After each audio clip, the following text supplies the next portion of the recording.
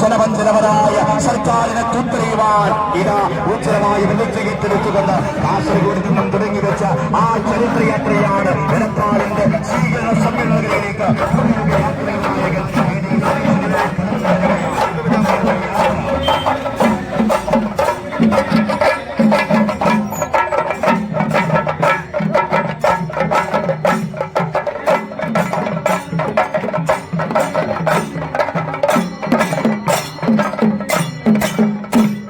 ആശയങ്ങളോടൊക്കെ കടുത്ത വിയോജിപ്പ് വച്ചു പുലർത്തുന്നവരാണ് എന്ന ഒരു പ്രതീതി അത് ശത്രുക്കളിൽ പോലും സൃഷ്ടിക്കുന്നതിൽ കേരളത്തിലെ CPM വിജയിച്ചു പോന്നിരുന്ന ഒരു പാർട്ടിയാണ്. എന്നാൽ കഴിഞ്ഞ 8-10 വർഷമായിട്ട് പിണറായി വിജയന്റെ സർവാധിപത്യ നേതാവ് കേരളത്തിലെ യഥാർത്ഥ ഇടതുപക്ഷം ആരാണ് എന്നുള്ളതിനെ കുറിച്ച് കേരളത്തിന് പുതിയ വ്യാഖ്യാനങ്ങളും നിർവചനങ്ങളും സമ്മാനിച്ച നിലപാടിന്റെ കരുത്തുള്ള നേതാവ് ആരുടെ മുന്നിലും മുട്ടുമടക്കാത്ത നമ്മുടെ പ്രിയങ്കരനായ നായകൻ ജേതാവ് ഈ വേദിയിലേക്ക് എത്തിച്ചേർന്നിരിക്കുകയാണ്.